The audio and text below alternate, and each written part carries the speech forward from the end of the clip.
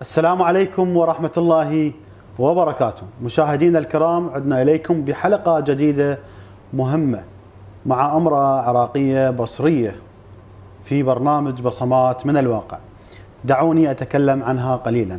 هي نخلة عراقية جذورها البصرة، تسكن قضاء الزبير، ثمرها الحقيقة والمصداقية، تحملت ثقل الأمانة من جمهورها ومحبيها لتمثلهم في انتخابات مجلس المحافظة القادم. هي صاحبة الحظ الأوفر لتكون رقما صعبا وخير ممثلا عن أبناء البصرة. هذا ما نتركه لكم في مواجهة الصندوق. إنها المرشحة علياء شاسب الكعبي، ائتلاف الأساس العراقي، التسلسل رقم 8، رقم القائمة 150. حياك الله ست علياء. اهلا وسهلا استاذ عباس. واهلا وسهلا. الله يحفظك ويسلمك في جنابك الكريم في قناة الملتقى. الله يسلمك للتوثيق الرقمي. حياك الله ست علياء. الله يسلمك استاذ ويحييك. اول مرة نشوف هذا الوجه في هذه الانتخابات وهذه الدورة. نعم. هناك معلومات تقول لي يوجد ضغط كبير على حضرتك لتحملك هذه الأمانة، أمانة الدخول للانتخابات لمجلس المحافظة. سولفينا عن جمهورك، شلون تم الضغط على حضرتك، جولس للبيت، زاروك، محبينك، جمهورك، قالوا لك ست علياء أنت الشخص المناسب في المكان المناسب. نعم استاذ. لك الحديث. بداية أرحب بكم وأتشرف بحضوركم. إن الشرف عزيزتي. القناة إن شاء الله المتألقة، ويا رب التوفيق لكم. الله يحفظك. بداية أستاذ أحب إنه أردك على هذا السؤال، إنه يعني ما أجيت إنه اليوم مباشرة ورشحت بدون ما أعرف إنه أكو ناس اللي هي تريدني أكون بمكان اللي أنا أوصل صوتها. نعم. اللي أطالب بحقوقها، خاصة إنه أنا بنت الزبير وبنت البصرة، فاكيد ما اقتصر جهدي انه على بس الزبير فقط. يعني هسه من خلال كلامك اللي افتهمته انه ست علياء هي نعم، زرعت خدمه، عطاء، نعم، مساعده. نعم، وهذا وجا وقت الحصاد. أكيد هذا اجى وقت حصاد الزرع، البصرة وبالذات الزبير والمناطق الباقية. نعم. لأن قلت لك أستاذ إنه اليوم إحنا واجبنا كمهنتي محامية، إنه أنا قدمت بمهنتي اللي أقدر عليه للناس اللي أساعدهم به. نعم. بالإضافة إلى هواي أمور إنه قدرنا نساعد. فمن انفتح موضوع الترشيح على مجالس المحافظة، نعم، شفت إنه أكثر الناس اللي هي محبين إلي، الناس اللي ساندتي توقف جاه، قالت إنه أنت لازم توصلين صوتنا، لازم تطالبين بحقوقنا. ولهذا السبب كان هو فكرة انه انا نبدي بالترشيح على مجلس المحافظة. ان شاء الله تكون خير ممثل لابناء البصرة. الله يسلمك استاذ. واذا ان شاء الله سبحانه وتعالى وفقنا، فان شاء الله اكون انه انا الصوت اللي طالب بحق اهل البصرة. طبعا ست، الشيء بالشيء يذكر. احنا تكلمنا عن موضوع مهم اللي هي ثقل الامانة. نعم. اليوم الامانة الناخب من ينطيك الصوت هذا ثقل كبير. اكيد هذا امانة استاذ. ست، اكو سؤال مهم. اليوم في قرب كل الانتخابات نشوف المسؤول قريب من المواطن. نعم. قريب من الفقير. صحيح. قريب من احتياجات الناس. نعم. لكن عند انتهاء فترة الانتخابات المسؤول يختفي. صحيح. يعني تحط لك واسطة وتكلف لك شخصيات كذا اللي توصل للمسؤول. نعم. في مشروع ائتلاف الأساس العراقي، نعم، راح نشوف المرشحين إذا الله وفقهم وصاروا أصحاب قرار، نعم، راح يبقون بهذه الخدمة وقريبين من المواطن. نعم. لو مثل العهود السابقة للمرشحين السابقين. أستاذ إنه لك الكاميرا ولك الحديث. نعم. هذا موضوع مهم. أكيد. عن ائتلاف الأساس أحب العراقي. أوضح لك بداية إنه مشروع ائتلاف الأساس العراقي اللي حاليا هو هذه السنة يلا إنه شارك بالانتخابات. نعم. مشروع جديد، ائتلاف جديد، ما كان له سابق أي خوض بالانتخابات، ما كانت له وعود مو صادقة ولا أنطى وعود وهمية للناس، ما أخلف بشيء. كل الوجوه والناس اللي موجودة والمرشحة بائتلاف الأساس العراقي هي ناس كفؤة، من دكاترة، من محامين، من مهندسين، ما شاء بالإضافة الله. إلى أنه هذه الناس تتحمل عبء وثقل المسؤولية اللي راح إن شاء الله إذا الله سبحانه وتعالى سهل واكو يعني راح نشوفهم قريبين. بالضبط. قريبين من المواطن. بالضبط. بعد الانتهاء كانت من شروط والتعليمات والمشاريع اللي احنا كائتلاف اساس اللي خليناها هدف انه المرشح اذا كان مسؤول وحصل على صوت الاغلبيه يعني من وثقتهم وقدر انه هو يفوز، فمن الامور المهمه انه هو يكون قريب للمواطن ما قبل وبعد الانتخابات، لان المواطن ما محتاج الا انه هذا المسؤول يوفر له الاشياء اللي يحتاجها، اللي هو يوصل صوته. هذا اللي جاي نعاني من عنده حقيقه، لان اغلب هسه الاماكن استاذ اللي هي شوف ما بيها خدمات، ما بيها شخص يطالب بحقوقهم، يحاول بس يوصل المسؤول. يعني ابو البصره مرات يتعنى يروح لابو بغداد في سبيل ليش هو لو عنده شخص بالبصره او من منطقته قريب من عنده قريب اليه ويقدر بسهوله يواجهه. يعني ست علياء ويوصل صوته. من خلال هذا كلامك راح نشوفك قريبه من المواطن. هذا وعد علي استاذ من هذا المنبر ومن هذا القناه انه انا هذا اكيد الفيديو راح يكون هو انا حسب المعلومات اللي وصلتني انت قريبه من عوائل متعففه، قريبه من عوائل الشهداء، هذا الشيء استاذ اللي نقدر عليه ان شاء الله، قريبه من الناس اللي محتاجين وقفه بالمحاكم. انت اصلا يعني انا اللي وصلت لي معلومات هسه هذا مو مدح بشخصك، بس شركه شمس العداله شفتها قريبه من المواطن اللي يحتاج خدمه بالمحكمه، خدمه يم قاضي، خدمه يم دائره معينه. هذا عهد شمس العداله اللي تكون انت مديرتها. نعم. سولفينا عن هذا الموضوع، شلون قدرتوا يعني تغطون هذه الخدمه للعوائل المتعففه؟ استاذ احنا شركتنا متكونه من 12 محامي. نعم. هذا المحامين ما خليناهم من مكان واحد من محكمه واحده، متعددين، وانما كل محكمه 2 من الشركه لها فروع. 3 فروع اللي هي بالزبير وبالجزائر وبغداد. ما شاء الله. اغلب شغلنا انه يكون متابعه، بالاضافه الى انه احنا كل قبل 5 سنين او 6 سنين من تاريخ تاسيس شركتنا انه كان اعلاننا انه احنا نتوكل للناس المحتاجه اللي ما عندها، وهذا اللي ما اسولف لك بيه انا، يجوز الناس اللي متابعتني هسه اذا راح ينشر الفيديو فراح تعلق تقول انه ست علياء وشركه شمس العداله انه شنو قدمته وشنو الناس اللي من يجي احد يدق بابنا ما نرد عنده لو ما عنده، لان هي مو مساله ماديه فقط. انا من طبيعتي يعني اسال عن المرشح عن حظوظه بالدائره، حظوظه يم ناسه يم اهله، فهذه الخدمه ملموسه. يعني العوائل المتعففه انا ملتقي بكم عائله، هسه احنا ما نريد هذا تكون تجاره عن هذا المشروع، لكن هم يسولفون انه ست علياء قريبه من عندنا، وقفت ويانا، ساعدتنا، قدمت لنا خدمه، والحمد لله شكر. هو هذا الزرع اللي اقصد اللي يقصد عليه العفو. الزرع اليوم المرشح لازم يزرع بعدين يجي يحصد. فست علياء لك حظوظ كبيره وانت رقم صعب، واتمنى لك التوفيق الله من هذا المنطلق. الجميع ان شاء الله. اكو مقوله للدكتور محسن المندلاوي نعم. اللي هو رئيس ائتلاف الاساس العراقي، يقول فيها دوله فيها القوي ضعيف امام القانون، والضعيف فيها قوي بالقانون. نعم. باعتبارك محاميه، كيف تفسرين هذه المقوله للناس او للناخب؟ نعم. الدكتور بافتتاح يعني اللي هي اعلان ائتلاف الاساس نعم. ذكر هذه المقوله بحضور اغلب الناس اللي متواجده. نعم. كان له قصد، الشخصيات اللي موجوده كان له قصد بهذا المقوله، انه هو اكد انه هو ماكو شخص ضعيف بالدوله، ولا اكو شخص قوي بحكم مسؤوليته او السلطه اليه. نعم. ولا يقدر انه القوي ياخذ حق الضعيف لان عنده سلطه، فالكل سواسيه بالقانون. نعم. وائتلاف الاساس اللي من اهدافه انه يسعى كل الناس تاخذ حقوقها بدون ما القوي ياخذ حقه والضعيف ينغصب حقه. فهذه المقوله هي اساس انطلاق مشروع ائتلاف الاساس، الغرض خدمه الناس.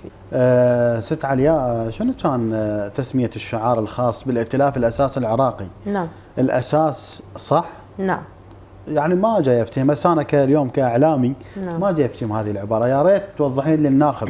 استاذ هو احنا شيء بالشيء يذكر. نعم. المثال انه البيت اليوم اذا ينبني وما كان اساسه صح فيكون نعم. مؤهل للسقوط. عرضه للتآكل يعني ينتهي. فلكن اذا كان الاساس صح وكانت الناس اللي ملتزمه شعبها وناسها هي صح، فراح تنبني دوله يعني قوية. هذا يجرني لسؤال ست علياء. الاساس صح، قبل 20 عام، احنا صار لنا هسه 20 عام منذ سقوط الطاغيه. بهذه ال20 عام العراق شو وقت نشوف العراق حال البلدان المتقدمه؟ هذه المقولة قريبة لهذا السؤال. نعم. هو استاذ لازم نبني صح يعني. نعم لازم نبني صحيح. نعم. انا دائما من نلتقي ويا ناس تقول انه المسؤول الفلاني او كذا فلان او كذا فلان كانت منطي وعود وهميه، فحق الناس اذا كل انسان ينطي وعود وهميه وياخذ مثل ما تقول الشيء اللي يريده من الشعب لكن بعدين يخليه ورا ظهره، نعم. فشلون ينبني اساس صح اذا هي بدايه كانت وعود وهميه ماكو شيء صح. وصلنا اليوم ترى فقدان الثقه يعني. اليوم الناخب انت ست مرشحه. نعم. جاي تطلعين ندوات. نعم. ايش قد جاي تعانين؟ اعاني انه الناس تقول انت يجوز مثل غيرك اللي وعدنا وما وفى بوعده. هذا الشيء تشوف الناس من تحكي فانت ما راح تقول لها لا مو صحيح، لا فعلا صحيح هذا الشيء صار. فعلا تقول يعني اكو تقصير. لا بالضبط. اكو اهمال. بالضبط. اكو جشع يعني. ليش اليوم استاذ اللي يصعد باصوات ناس وثقتهم ليش ما يوقف لهم؟ ليش ما يمد ايده للناس اللي ثقت به وقريبه لهم؟ صح قريب لهم. بس ان شاء الله اذا صعدت تكونين قريبه للناس. اكيد استاذ اكون قريبه لهم، وانا سابقا وانا محاميه بدون سلطه فانا قريبه. فاليوم اذا الله وفقني ان انا اكون قريبه. احسنت. فاستاذ هو قلت لك انه نتمنى التوفيق لك وان شاء الله الناس تبقى وياك ثابته لايام الصندوق ان شاء الله استاذ. الله يحفظك. مشاهدينا الكرام فاصل وراجع لكم. مشاهدينا الكرام عدنا اليكم مع المرشحه الاستاذه كما قلنا سابقا انها نخله عراقيه جذورها البصره تسكن قضاء الزبير. الاستاذه علياء كاسب الكعبي حياك الله في برنامج بصمات من الواقع. اهلا وسهلا. حياك الله ست علياء. الله يحفظك. شلون تشوفين طريق السياسه؟ جديد علي انت، متعب؟ اكيد متعب استاذ. لان جاي تتعامل ويا ناس تجوز فقدت الثقه بالمرشحين. فاكيد مو المرشحين وانما باللي سبقوهم بالتجربه. سبقوكم انتم بالتجربه. انه انطبعت فكره ببالهم ان الكل نفس الشيء. يعني وهذا صراحه انه هو غلط. ست يجي لك مثلا اليوم ناخب يقول لك شنو اللي تختلفين انت عن السابق؟ نعم. لازم توجه لك هذا السؤال. نعم. اثناء جلسه اثناء ندوه مثلا امام الكاميرا. اليوم هذا الكلام يبقى عليك ثوابت. اليوم الكاميرا ثوابت. يقولون ست علياء بشنو تختلف؟ انت وضحي للناخب بشنو تختلفين؟ والله استاذ هو قلت لك انه حتى لو يعني نحكي بالفعل يبين اكثر شيء. نعم. مو بالكلام، لكن اذا قلت لك يعني سبق انه بدايه الحلقه قلت انه اذا الله سهل سبحانه وتعالى وتوفقنا فما راح نكون الا ما صوت الناس اللي طالب بحقها. ما راح اوفر هواي امور اللي اكثر مشكله اللي جاي يتعانون من عندها، وصراحه هاي حاسينها واغلبيه الشباب انه فرص عمل ماكو للشباب، وهي ابسط شيء لو من كل بيت توفر فرصه عمل ما ظلت بطاله ولا ظلت ناس محتاجه. احسنت. بالاضافه هواي امور استاذ اللي هي الناس محتاجتها امور بسيطه لكن بالنسبه لها فد شيء كبير. هي امور يعني بسيطه لكن بسبب بعد المسؤول عن الناس صارت صعبه. نعم. هي سهله بالضبط لكن بسبب بعد المسؤول صارت صعبه. صح. بس استاذ لو كل مسؤول فرضا هسه فرضا لو كل مسؤول من بعد الانتخابات والله وفقه واخذ لو كل مسؤول خلاله بمنطقته ما نقول بالبصره عامه. لان الناس من تسال على مكان المسؤول وين ما كان تتعنى له وتروح له. خلاله فد مكتب خدمي عن طريق هذا المكتب موجود له بموظفين ما ياثرون. طبعا على طاري موضوع المكاتب الخدميه للمعلومه بعد التدقيق عن الست علياء اثبت انها مشتغله في موضوع فتح مكتب خدمي في محله الشماليه. هذا اللي في المحله الشماليه هذا المكتب قبل الدعايه الانتخابيه وقبل لا تكون الانتخابات انفتح. هدف هذا المكتب هو خدمه الناس. من ضمن الخدمات المقدمه توفير فرص عمل، عقود او اجور يوميه، الرعايه الاجتماعيه، واكو لجنه متابعه ست علياء وخلتها او وظفتهم انه يتابعون شكو معامله في دوائر الدوله. نعم. ست علياء هذا الموضوع طبعا اثار اعجابي. انا هسه محايد. نعم. لا اميل لك ولا اميل للمرشح اخر. نعم. ولا المسؤول اخر، لكن الحقيقه لابد ان تقال. نعم. يعني هذا المكتب قبل الانتخابات شلون قدرتي؟ يعني انت مديره المكتب وانت وظفتي شخص يدير نعم. هذا المكتب، وهذا يحتاج لنثريه، يحتاج لجهود. نعم. يحتاج لعلاقات، يحسب لك حقيقه. اكيد. يا ريت تتكلمين للناخب او للجمهور عن هذا المكتب، مكانه، موقعه. نعم. خدمته اكثر يعني بايجاز. نعم. استاذ بالنسبه للمكتب الخدمي هو مو مكتب، يعني قلنا انه سبق ان نوضح انه مو مكتب تشغيل وانما مكتب خدمي. نعم. هذا المكتب فتحناه تقريبا صار اكثر من 5 اشهر. هذا المكتب الهدف من عنده هو تقديم الخدمات، كانت عن طريق شركتنا، لكن تعرف استاذ انت اليوم كمكان عمل نعم. ومكان خدمي ما يصير اكو فد لود يصير هيك، فحاولنا انه نفصل مكان عملنا بالشركه عن مكان اللي نقدم به خدمات للناس. نعم. هذا المكتب انفتح محل يعني منطقه محله الشمال اللي هي بالزبير، نعم. نفس الزبير قريب. نعم. بالمكتب موجود مدير مكتب اللي هو استاذ قيصر الاسدي، اللي هو يعني الله يحفظك استاذ، اللي هو الرجل ما مقصر باي شيء ويقدم كل اللي يقدر عليه. نعم. حتى مرات انتبه انه هو الناس المحتاجه ينطي من جيبه، اللي احنا يعني جاي يشوفين اكو جمهور جاي نعم يتزاحم على المكتب، واذا ان شاء الله القناه تكون لها زياره المكتب هناك، فراح نشوف الناس وفود مو طبيعيه. شغلتوا ايدي عامله؟ استاذ اكثر من 500 شاب حاليا من الزبير، وهم هسه اذا يتابعونا راح يقولون انه احنا شغلنا، يعني هذول مشغلتهم انت تبيهم فايزه ترى. بالضبط. لا الله يحفظك، احنا قدمنا لهم الخدمه بدون مقابل. لا اعرف بدون نعم. مقابل، بس اقول لك يعني اليوم الانسان لازم يرد الجميل. أكيد. لازم يرد الجميل اكيد استاذ. انت اليوم اللي نسوي له سبوبه عيش، اليوم عائله كامله تعيش على هذا الراتب. والله استاذ يعني فجزاك الله الف خير. بعيدا بعيدا عن الانتخابات، جزاك الله الف خير ست. فقدمنا لهم الخدمات اللي نقدر عليه. بعد تعرف استاذ مراجعاتنا، موضوع الرعايه اكثر شيء خلينا لجان بالمكتب. نعم. اللي هي لجنه المتابعه ولجنه التشغيل. نعم. اللي هي تتابع على مكاتب التشغيل وتودي السيفيات، تتابع اسمائهم. يعني هسه من هذا المنبر تقدرين نعم. توجهين رساله انه مكتبكم مفتوح يستقبل. مفتوح اليوم نعم. وباكر وحتى بعد الانتخابات، سواء فزت او ما فزت، فهذا المكتب باقي ومفتوح وبيه خدمات نقدمها. دل على مصداقيتك. الحمد لله استاذ انه احنا نريد نخدم هذه الناس، نريد نوفر لها فد هي رساله لجمهور الزبير اللي قريبين من هذا المكتب. المكتب مفتوح باستقبالكم وخدمات الست ان شاء الله ما تقصر وياكم، واستاذ قيصر تحياتنا له. الله يسلمك. الله يحفظك. ست اشوفك قريبه من المنظمات الانسانيه. نعم. تمدين لهم يد العون. نعم. مساعدات باستمرار.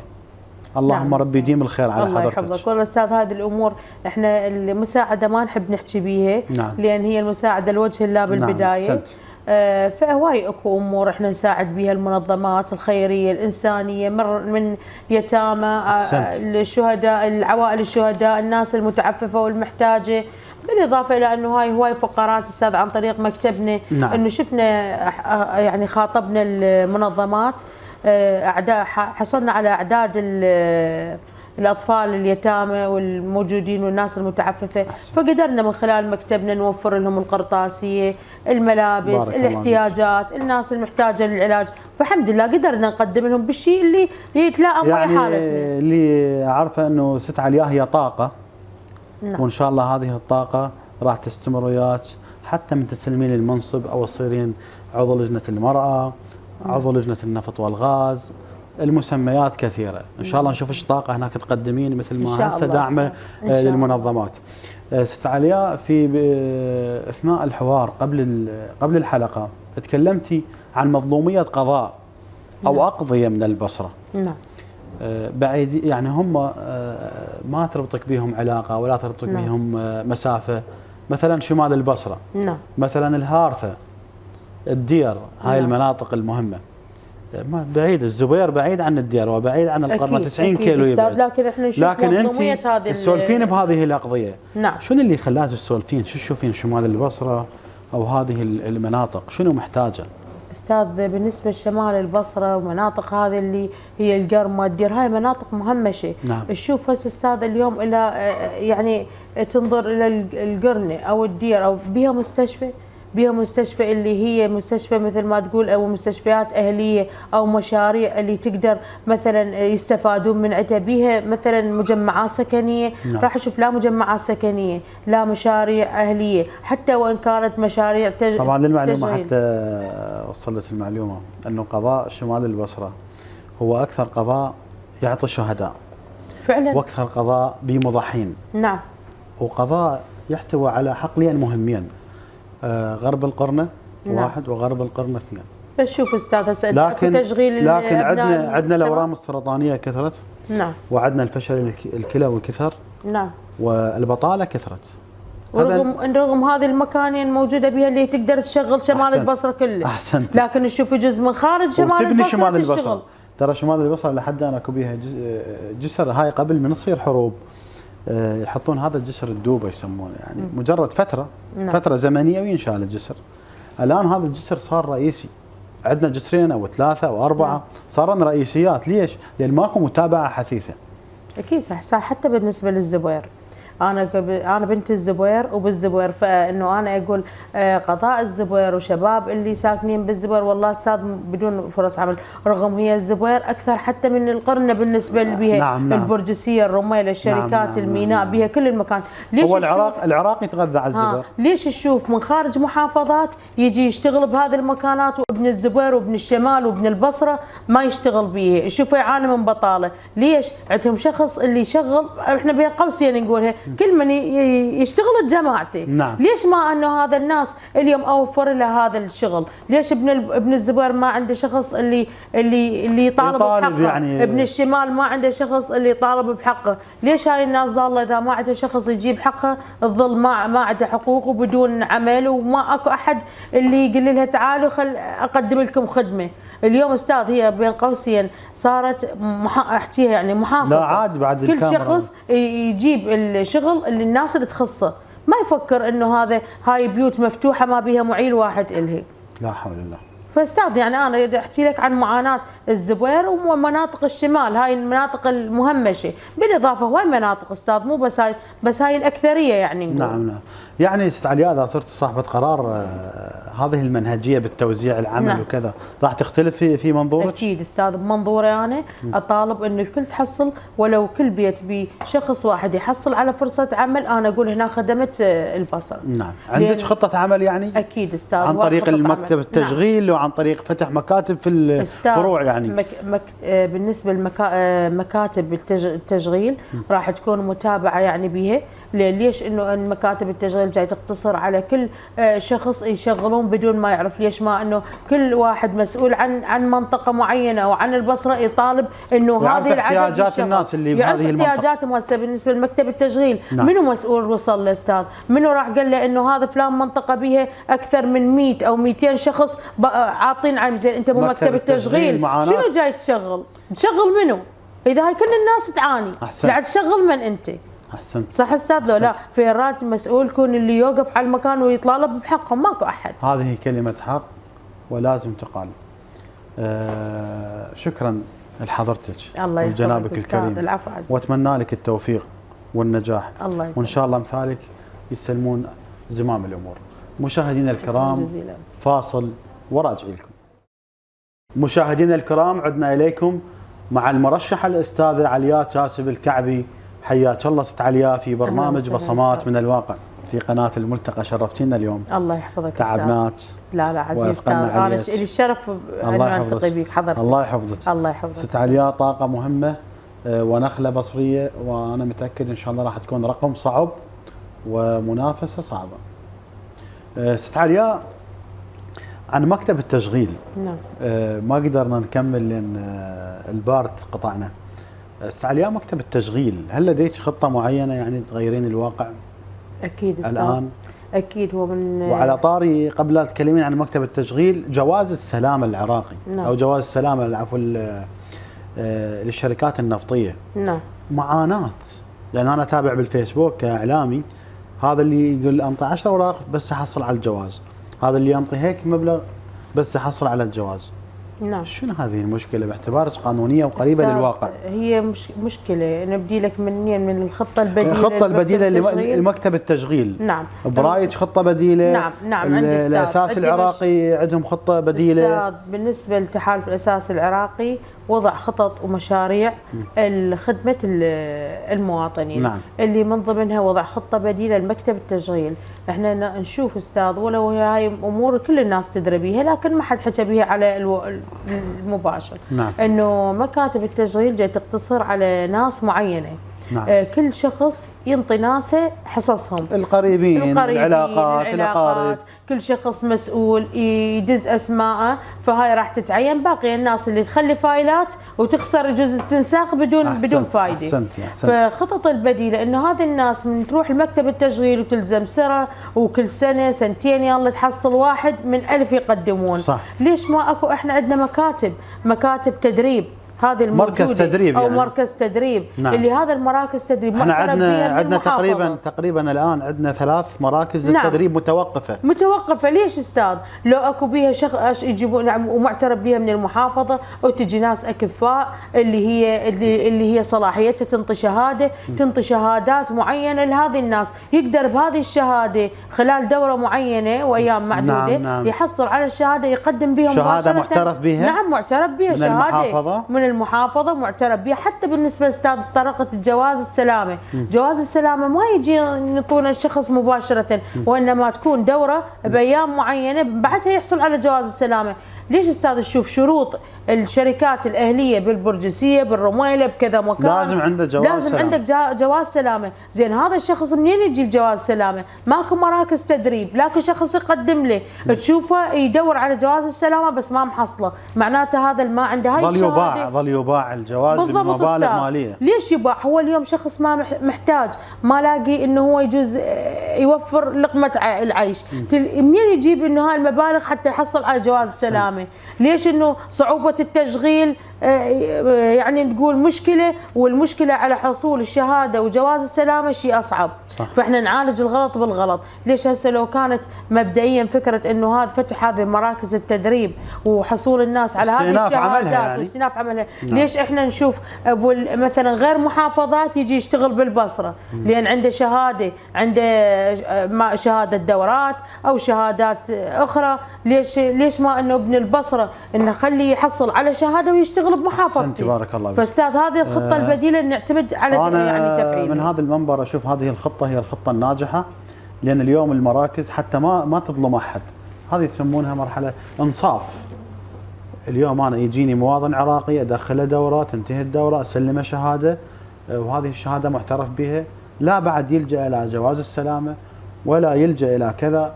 وجاي نشوفه حتى في مبالغ ماليه، يقول له انا اتابع تعليقات هاي 10 اوراق اريد بس الجواز واحد يوفر لي، وكانما الجواز هو يعني باسورد للعمل. والله ورغم هو جواز السلامه المفروض اي شخص يدخل دوره خلال 10 ايام يحصل عليه ويروح يقدمها لاي مكان وياخذ شغل. عليا طبعا اكو سؤال مهم جدا. نعم. وهذا السؤال ممكن اغلب الشعب العراقي راح يحب هذا السؤال، وهو انت فتحتي مكتب واليوم ترحين ندوات وزيارات معينه من هنا ومن هناك، تشوفين المواطن لا يريد بنى تحتيه، ولا يريد مجسرات ولا يريد مستشفيات، طلبات كلش بسيطه، يريد رعايه وتشغيل. والله العظيم زين ست، اغلبيه الناس كلها هيك. برايك ليش تحسين الشعب العراقي جوعان؟ لا استاذ، مو قصه جوعان، وانما الناس تعبت تطالب بحقوقها ما تحصل، فظلت تطالب باقل شيء واللي هو اساسا هو حقها. تطالب باقل شيء، انه تقول عسى ولعل هذا الاقل شيء يصير، لان اذا هي طالبت بالازيد ما راح يصير. من وصل الناس لهذه المرحله؟ الدوله استاذ والمسؤولين، والوعود الوهميه والوعود المصادقه.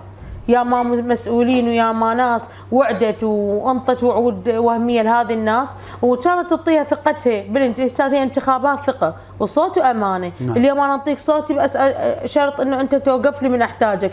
وقفته بشنو؟ وقفت انه يوفر له تشغيل، رغم هي هذا مسؤوليه الدوله وغصبا على الدوله توفر للمواطن. اصلا هذا حق يعني، هذا حق مشروع. نعم. لكن استاذ هي الدوله وصلت المواطن لهذا، ولا اكو شخص اللي طالب بحقه حتى انه ما توصل لهذه المرحله. ومشروع ائتلاف الاساس العراقي استاذ قلت لك انا بالبدايه الحلقه سولفنا عن الموضوع، بس انا دائما اذكر الناخب حتى تكون بصمه على مود تكون بصمه على الائتلاف الاساس العراقي. ائتلاف الاساس العراقي استاذ اكد على انه كل مرشح اذا كان بمحافظته وتوفق وفاز فانه هو يخدم المواطنين باكثر بالامور اللي هي محتاجينها.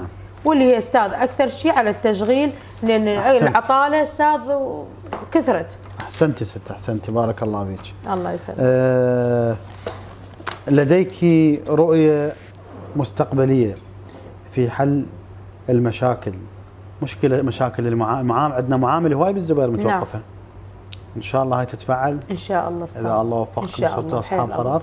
ان شاء الله استاذ. ان شاء الله. كل الامور اللي تخدم البصره والزبير، انه انا صراحه هم يعني انه اكثر شيء دائما احكي بالزبير، لان انا بنت الزبير وعايشه معاناتهم وعايشه انه اشوف الزبير مهمش. هسه انا وصفتش نخله بصريه، ثمرش للزبير ولا للبصره عامه؟ للبصره عامه ان شاء الله. وبس اكيد انه اليوم ما ننسى اهل الزبير اللي هم ناسي. نعم. واهلي، فانه هم لهم حق بهذه الخدمات اللي ان شاء الله نوفرها للبصره بصوره عامه. نعم. ست، احنا في نهايه البرنامج عندنا سؤال، المرشح يترك سؤال للضيف اللي يجي بعده. نعم. فاكو مرشح ترك لك سؤال. نعم. طبعا سؤال المرشح ثابت عبد العالي مهوس، ائتلاف دولة القانون. سؤاله يقول: متى نبني البصرة بما تستحق؟ شنو جوابك له؟ متى نبني البصرة بما تستحق؟ إذا كان يعني في رؤية المرشح الآن يقول البصرة تستحق بعد أكثر. من أستاذ احنا نرجع للمربع، نقول من يكون الأساس صح. من يكون الأساس صح.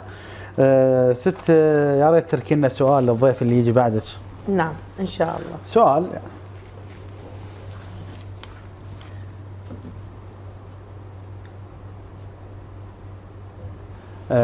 ست علياء، بعد ما انتهينا من السؤال الموجه للمرشح القادم. نعم. طبعا جمهورنا الكريم متابعين برنامج بصمات من الواقع. اليوم تكلمنا بصمات ست علياء المهمة اللي تركتهن على أرض الواقع، خدمتها للناس والعوائل وفتح المكتب الخدمي، وهذا قبل الدعاية الانتخابية.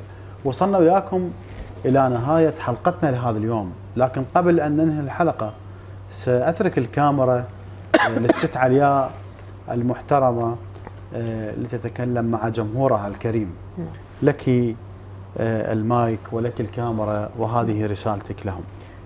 رسالة الجمهوري ومحبيني، وإن شاء الله الناس اللي كانت يعني انطتني الثقة اللي ودفعتني إنه أنا أرشح على مجلس المحافظة، أقول لهم إنه صوتكم هو أمانة، فإذا شفتوني أهلا للأمانة فأتمنى إنه منحوني الثقة حتى أقدم الشيء اللي أقدر عليه.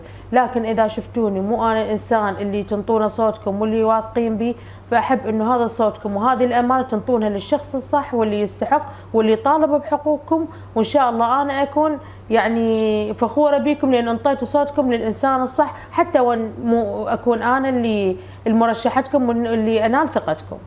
وأحب يعني إنه أقول لهم إنه أنا أختكم وبنت البصرة، وإنه أنا أكون أولى إذا إنه أطالب بحقوقكم. واحب اعرفهم انه انا بنفسي المحامي علياء كاسب الكعبي من ائتلاف الاساس العراقي، رقم القائمه 105، رقم التسلسل 8. وشكرا جزيلا لكم. الاساس صح. الاساس صح. نعم الاساس صح. مشاهدينا الكرام، ست علياء لفتت انتباهي في مقوله تقول: اذا شفتوني مو انا الشخص المناسب فانطوا صوتكم للشخص المناسب. وهذا بحد ذاته ايثار. تحياتنا لست علياء. شكرا جزيلا وفقتي، اتمنى لك التوفيق وان شاء الله تكونين عضو في مجلس المحافظه القادم ان شاء الله، بوجود الناس الطيبه والناس اللي تنطينا ثقتها. الله يحفظك، تستاهلين. مشاهدينا الكرام، وصلنا وياكم الى ختام حلقتنا لهذا اليوم، نلتقيكم في حلقات اخرى. انا اخوكم عباس المنصوري، في امان الله.